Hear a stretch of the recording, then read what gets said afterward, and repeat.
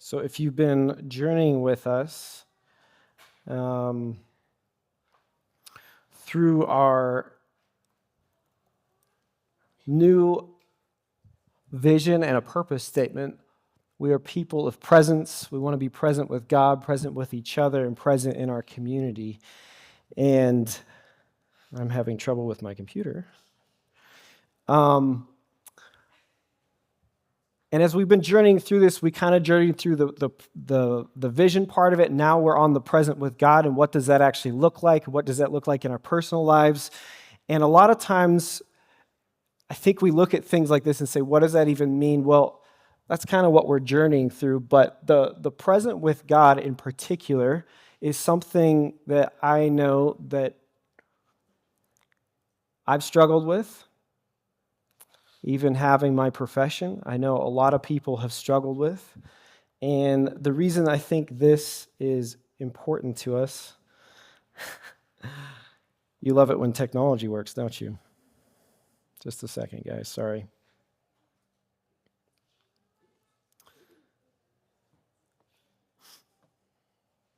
I think that presence in itself is actually a really difficult thing in the world today, isn't it? It's hard to be in the moment, and especially with our many distractions and things that are going on in our lives and the many things we have to think about and the priorities that we have, presence itself is very difficult, and I think that's why our vision has spoken to me. I think it's spoken to many of you, and I think life itself is fairly difficult, isn't it? I've been meeting even with a lot of you the last couple of weeks, and I think sometimes when life gets this hard, I think we undoubtedly, even subconsciously, ask this question, is it really supposed to be this difficult?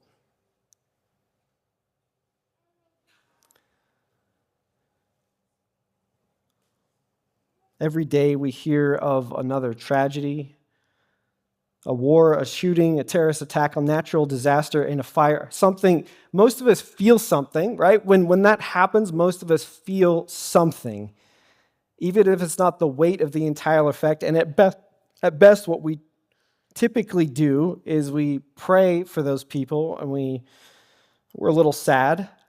But the pain is generally, even when we hear it on the news or we see it on social media, the pain is out there. But the most severe pain in our life is usually not out there. It usually has to do with proximity. They're smaller things in comparison, but they are monumental when they hit home. For instance, 100 people could pass away, or there could be a disease in another place, but when that, and hundreds of people could be affected, but when that one person is affected that you know, that's close to you, it just hits differently. The diagnosis, whatever it is. My dad proved this to me. He was very good at it. He was a male nurse.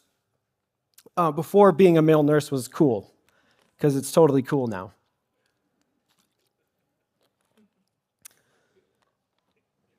And he was really good at his job, and no matter what was going on, he actually had the ability, in super stressful situations, he would say the shield was able to come down. In other words, if there's a highly emotional or a huge thing that's actually going on, he was able to stop that emotion and be able to focus on the job that was at hand. Until one moment. I mean, it didn't matter what it was, but there was one moment where that caught him off guard and he wasn't able to do that. I remember he told us about it when I grew up. He was in a room and they were performing CPR on a 2-year-old boy. And he says, it's like I stopped functioning and I had to walk backwards out of the room and just say, somebody has to take my place. He said it was the only time I couldn't function in my job. And when he thought about it afterwards, he said, Jake, you were too. and you were at home, and all I could see was my own son on that table.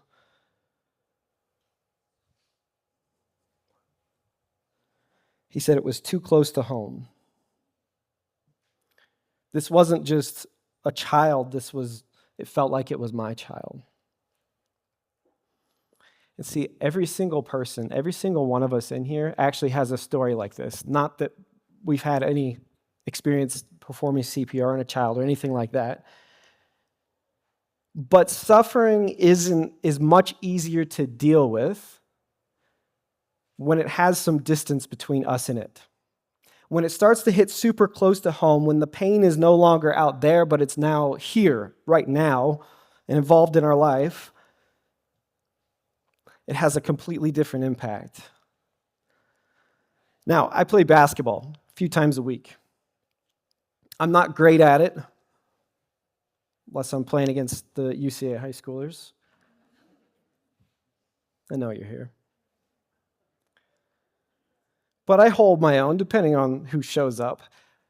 But going full blast, if I played full blast, I could last for about a half a quarter. 6 minutes is probably what I would last before I would actually quit. And not like be done, but like be done. Like there's no coming back from this. Like don't talk to me, don't look at me. I'm going to go over and die alone by the trash can sucking air, okay? That type of done. 6 minutes is probably what I would give myself. And I think I could outlast most of the guys I play with.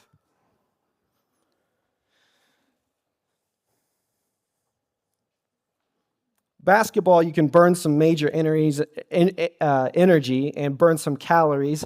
But then I came across, the reason I'm bringing this up is because I came across this week. There's professional rowing. You guys ever watch this? Have you guys ever watched this, like in the Olympics? Somebody really likes it. Rowers, listen to this. Rowers expend the same amount of energy as someone playing 2 full basketball games without a break. But instead of the almost 2 hours it would take to complete those basketball games, they do all of that energy expenditure in 6 minutes. What happens in that 6 minutes? It's first we go from the first 2 minutes are a reality check. At about the minute and a half mark, they say their brain goes into this mode of going, how much longer do we have to do this? In the first minute and a half. This is for the next 2 minutes. This is where the race for most of them is won or lost. It becomes excruciating. This is where lactic acid is then pumping into their muscles. And for many of the rowers, the pain is so intense that they actually get disoriented. They start negative self-talk. And they have dissociation at this point. And then there's the last 2 minutes. There's this grind to the finish. Their primary muscles have been on fire and in severe pain this whole time, but now their secondary muscles start to join them. And by the end of a 6-minute rowing session, the body goes into self-preservation mode, and it's a matter of willpower just to make it to the end. Does anybody want to go rowing?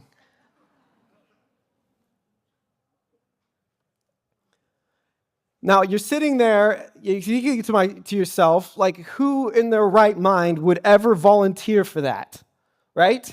Now, some of you are runners, and you're just as sick, okay? You guys got problems that are probably unfixable. I don't know how to deal with it. Who would run just for, it's just painful. But that's the thing, right?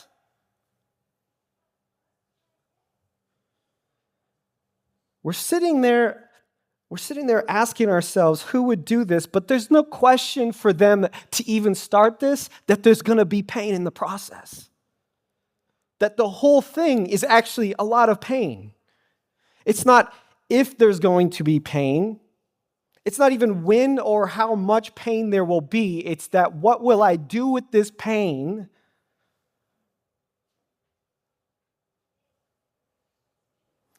As pain has its way in my life, how I view that pain and how will I push through that pain. Sounds about right, doesn't it? This is life. But the rowers, I think, have an advantage over you and I. The rowers expect it. They know the pain is coming, it's inevitable, and they already have this framed in our mind. Most of us have never given ourselves permission to think about our own lives like that. Do you realize that?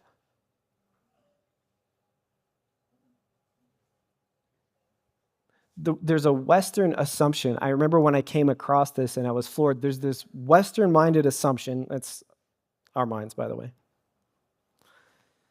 A first-world assumption, and I think it's subconscious, that when pain arrives in our lives, that it shouldn't be happening.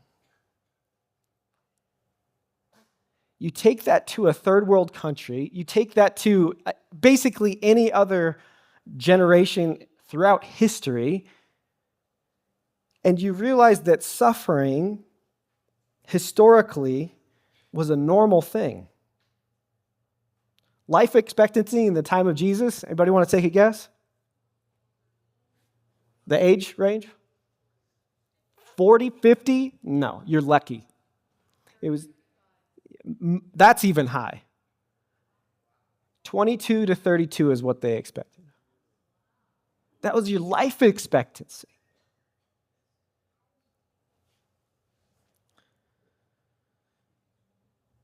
Most humans back then didn't even live past childhood. In fact, if you made it to adulthood, you would probably live to 40, 45, but most people,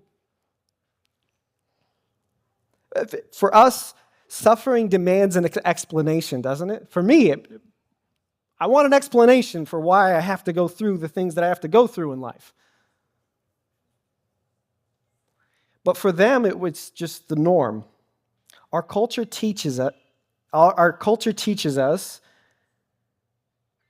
I think sometimes in our comfort-addicted life, to believe that pain and suffering shouldn't be a part of our lives, and we try to avoid it at all costs. Are you with me? I do this in my life. One person's nodding their head. Good, yeah. We try to avoid it. I don't want, who wants to suffer? None of us are I hope none of us are masochistic enough in here to want to do that. None of us want to go through life. We want paradise, don't we? It's almost like there's something calling us towards that. But when this pain hits, this is when we start to question things. When real pain hits, we think, why, God, is this happening? Why don't you do something about this? There was a thief on a cross that said something to that effect. And we start asking him, God, this hurts so bad. Where are you?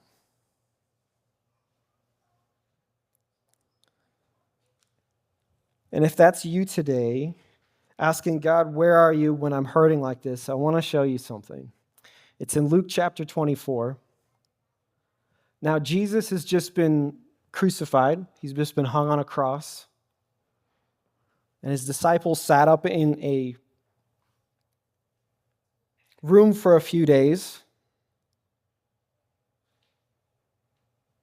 There were stories of his body being stolen or at least missing. And the author describes these two men walking on a dusty road from one town to the next. And as they're sitting there talking, or they're walking talking, there's a third traveler that comes up and joins them in their midst. And he asks what they're talking about. And it says they stood there with their face downcast. In the Greek, this literally means their face became dark.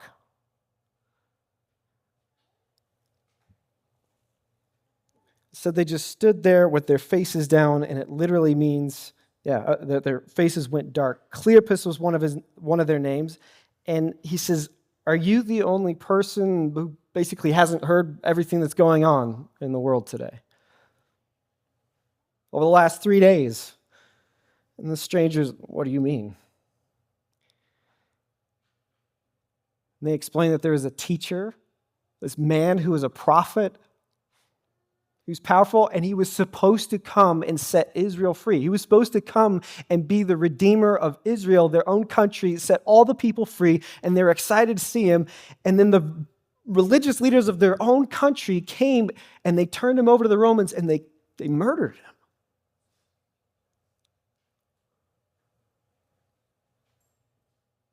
And then there was something about a couple of women and some of our men that said his body was missing and angels told them that he was alive, but it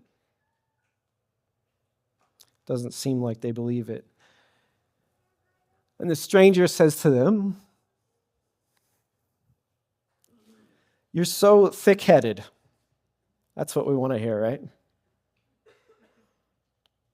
You're so slow-hearted. Why can't you simply believe what the prophet said? Do you not see that these things had to happen, that the Messiah had to suffer, and that was what he needed to enter actually his glory? And then the stranger goes into a bunch of Old Testament references, everything about what had just happened the last few days. This person was going further than they would. They begged him to come, continue what was going on. Those of you that know the story, they sat there at the table that night, and he took some bread and he broke it and he gave thanks for it. And as he gave it to them, it says that their eyes were opened and they recognized him. And he disappeared from their sight, and they asked each other, "Were not our hearts burning within us while he talked with us on the road and opened the scriptures to us?" I'm going to ask a very rhetorical question about this.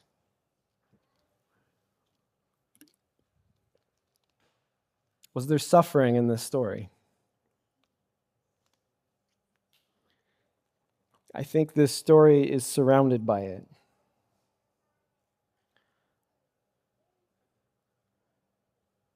The things leading up to it, even the things in the middle of it, even the things that they're going through in the moment, and recounting the things that had happened, it was horrific. It was like reliving all the trauma that they've actually been through. Could you imagine having this close friend, someone you left home to be with, to follow with for the rest of your life? You were joining his revolution. You're going to overthrow the Romans who were torturing these people, and you were actually, your Israel was going to take over. You're going to be free. And then to watch all that be wiped away right in front of you. Losing your best friend. He never did anything wrong. All your hopes and dreams were dashed in front of you. Your closest friend and your leader is gone. The story of the road to Emmaus is a real story about how pain and suffering aren't just part of our story, of your story. It's actually part of God's story. When we ask why and we feel betrayed by God and who could have done something, I think we read this story and we realize, man, he was walking with us actually the whole time. I love that line. Didn't our hearts burn within us? Something in them, it knew. They couldn't see it or even understand, but they knew.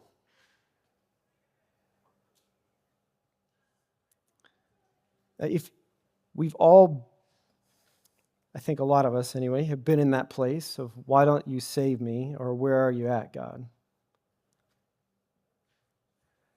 And I've been in that place in my own personal life, and I look back and I gotta say, I wouldn't change a thing. I don't want to go through the pain of my past. I don't want to go through any of that ever again, and I wouldn't wish it upon anybody else. And many of your stories are the same, and yet we're still here today.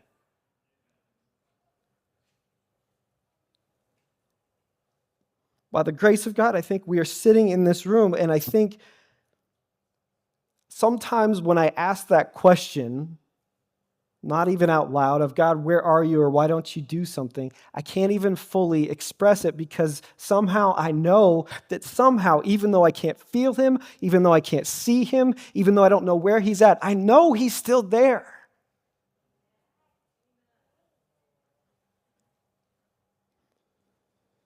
We feel the burning in our soul, even though we can't see it. There's a poem by Martha Smell Nicholson called The Thorn, and this is 2 lines of it. I learned he never gives a thorn without his added grace, and he takes the thorn to pin aside the veil with which he hides his face.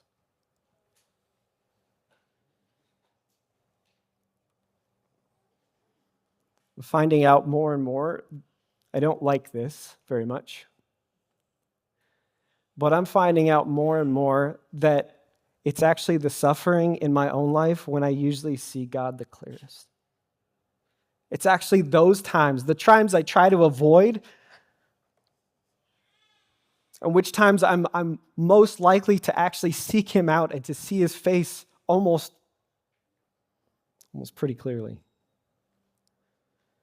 When everything is fine and I have everything I want, I'm not looking for God. I'm thankful for everything, and I'm grateful for all those things, but I'm not desperate enough to notice that he's right there with me in the midst of everything that we're going through.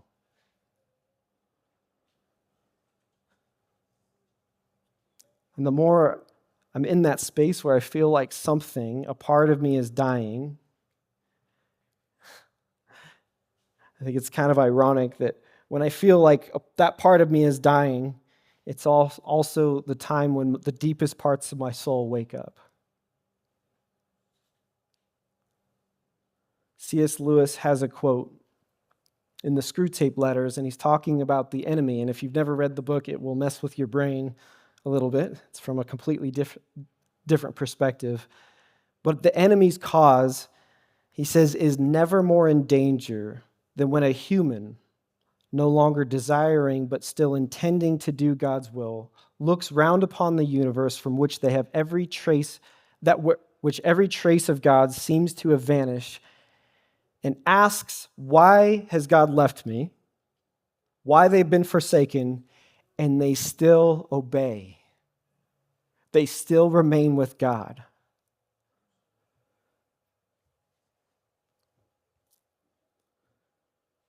We talked about that this morning in our class, that God doesn't create our pain, but he also doesn't waste it. He makes a way through it, and he can use it even for his own glory, even though he's not the one who caused that. I think that is important for us to remember, and sometimes we forget that along the way. This is going to lead us a little bit into next week, where we'll talk about the purpose that actually God uses our pain actually to make us a more mature human being. I think that God has found his presence often is found in the deepest parts of pain of this world and life.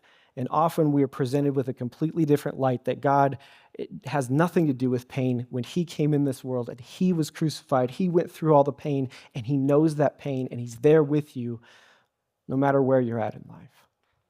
Let's have a word of prayer. Jesus, thank you for coming to this earth, for going through the pain that you did, for knowing what it's like to even be in pain. Thank you that you designed a world that was not made for whatever we're going through right now. It wasn't designed for that, but Lord, you created a world that we believe is coming, where the pain won't just be washed away, it will be undone.